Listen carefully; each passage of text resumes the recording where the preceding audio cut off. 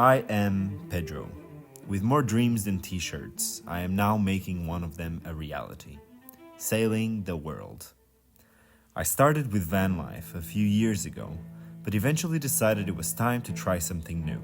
So I sold it, packed up, learned to sail, and am now setting off on a new journey. I'm here in Rubicon, and today's day to do some repairs because the episodes from last few days have basically destroyed my anchor system, so I need to fix it. I need to be very careful not to drop anything in the water, because if I drop something in the water, I need to dive down to go get it.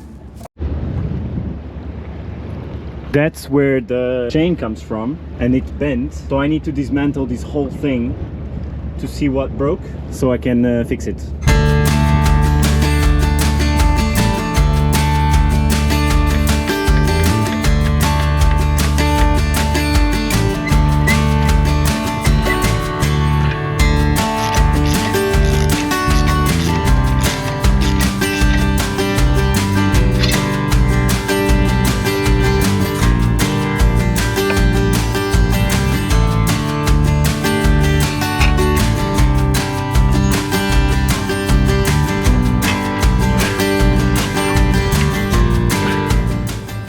So this has completely gone in. This is where the chain flows.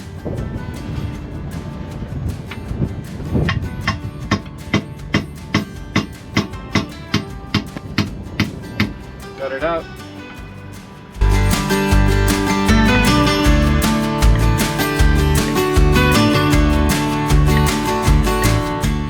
With that out of the way, it was time to hop in the water and remove a line that got tangled in the rudder last night when I was trying to re-anchor. Luckily, I caught it in time, jumped in the water and cut it with a sailor's knife, so no damage. Newbie mistake, leaving a line dangling.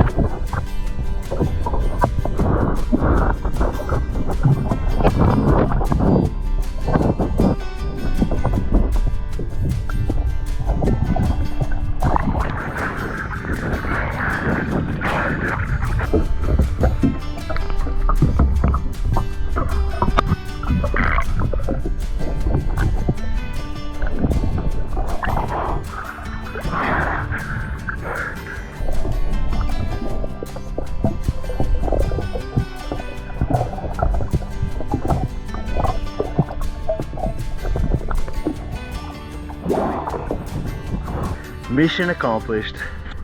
Arriving at Santa Cruz Tenerife Marina. I'm going to the marina to relax a little bit since last week's episodes. And there's so many ships. I didn't know that it was such a big port. But there are so many ships, like big ones, anchored. There is one over there. There is another one right there on anchor. And there is like, I don't know, like 3 more big ones too. So I called them already. They told me I can come, but they told me to VHF when I'm very close by. I already took my fenders out, so I'm gonna put them now, and then we are docking for the first time in quite a while. Removing the anchor tonight, for example, I had to use all of my strength to bring that anchor chain up. The windlass is just screwed after what happened.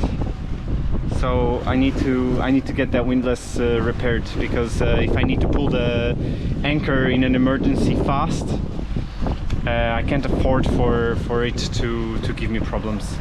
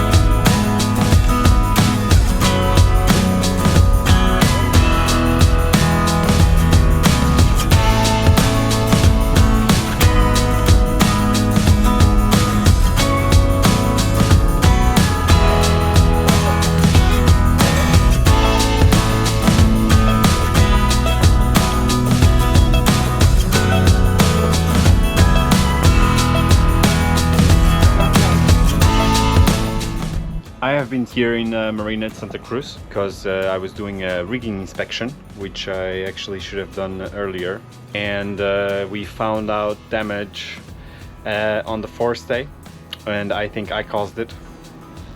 The forestay is the line that goes from the bow all the way to the top of the mast, that basically holds the mast in place so that it doesn't fall backwards.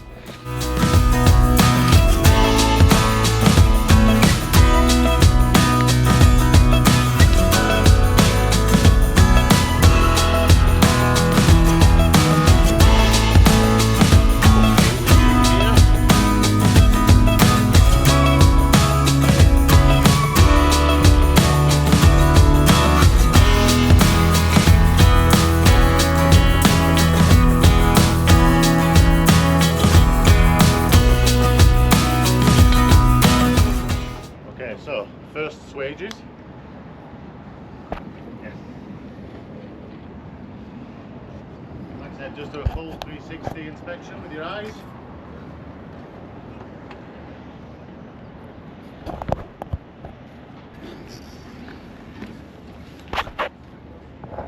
On all four of them? Yeah.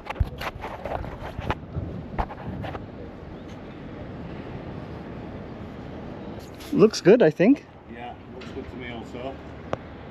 Happy with the condition of the cables there. If you need to go a little bit higher, I can take it higher. Yeah, looks like brand new almost. How does it look for you? Yeah, looks good to me. I'll just put you a little bit higher so you can have a look from the top.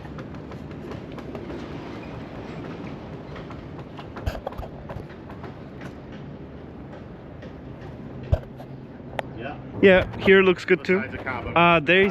There is something here. What is that? Do you see it? Here. Salt maybe, or Can you see it? yeah, it looks like a little bit of salt or something. It looks like a little bit of a crack. Crack. Yeah. Can't see the crack. I'm assuming that piece is plastic, correct? Yes. Yeah, well then we have nothing to worry about. Ah, okay, that makes sense. That's basically just a cover. Yeah, yeah, okay. The main part. The main part that actually slots inside the end of the spreader. It's this. Is made of aluminium. Ah, okay, okay, okay. That makes sense.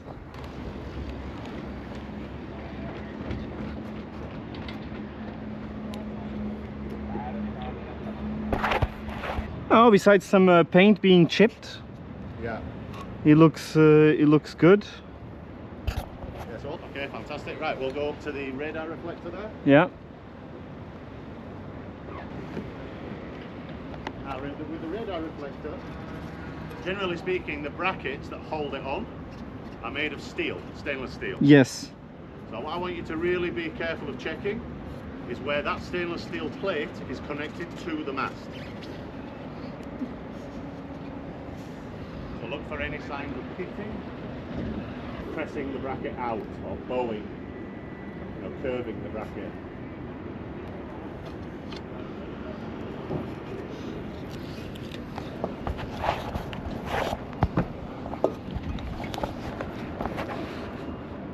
Like behind here, you mean? Yeah, between the bracket and the mast, basically. Yeah, no. There is in some places there is a little bit of a gap, but there is nothing in between. It's a very small gap.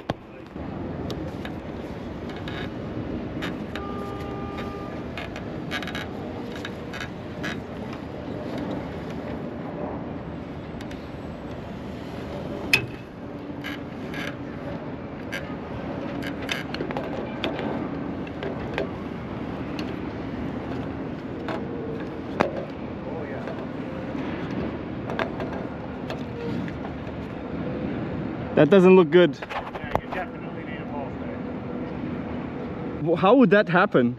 Well, that happens when the halyard gets twisted around the cable, and then it basically grips on the cable and starts to open. It twists the cable and it opens. This one, the one that I'm climbing on. Huh? The one that I'm climbing on. Either the one that you're climbing on or you know a halyard? Mm-hmm. One or the other.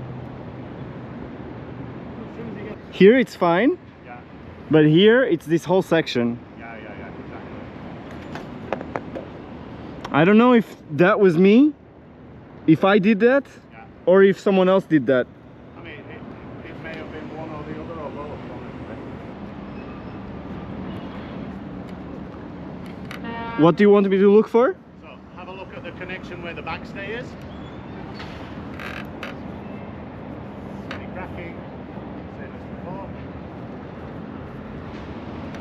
And if you can, have a look on the very top of the mast, on the head. Check all the connections and everything. You can see at least.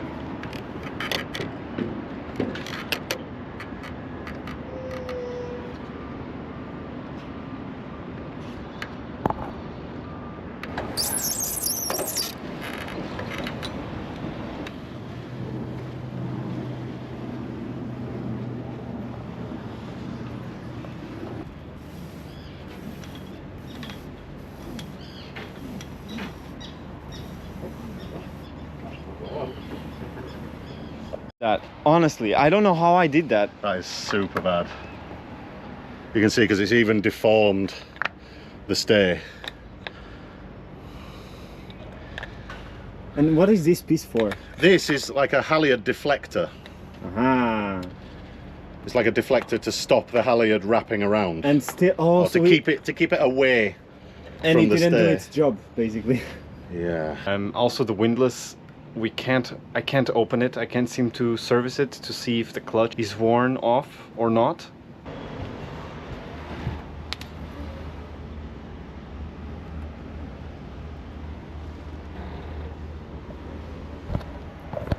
This piece was completely stuck. I had to get a mechanic to come here with an extractor that basically clamped onto the edges and pushed down on the middle, and now it can get out. That's completely eaten up. I have to clean all of this, and hopefully the anchor chain will be working properly afterwards.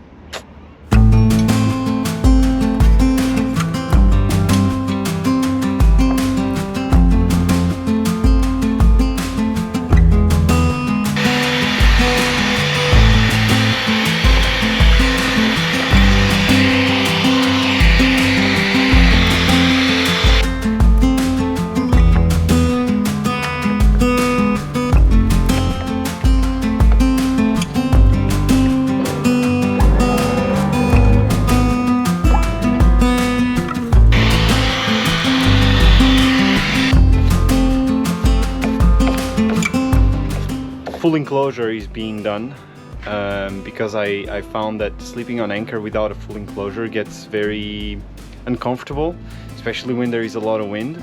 It just gets cold. So I'm building the two side panels. I'm building the panel for here and for here.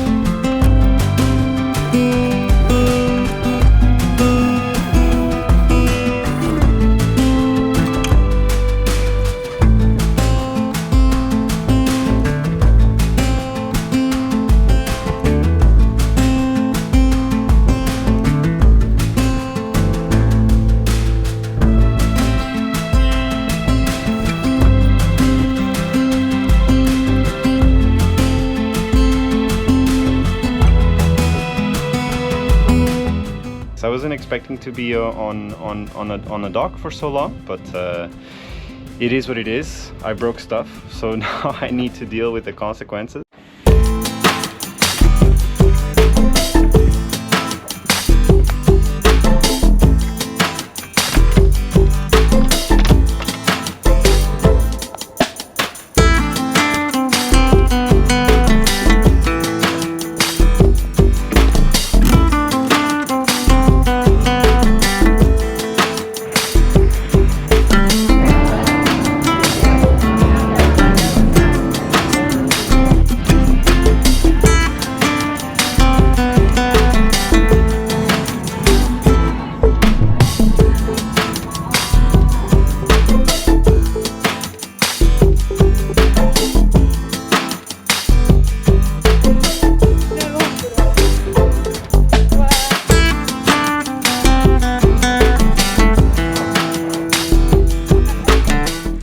I'm around 40 minutes from the top.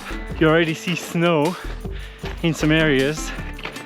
It's 7 degrees up here now. I've been hiking for around 2 hours, trying to go fast because I would like to catch the bus, and it's at 4. So basically it's a 3-hour hike up and I will have 1 hour and a half to get down. Pretty sure there's gonna be some running, downhill running involved, but the views from here are just like, this is unlike anything I've ever seen.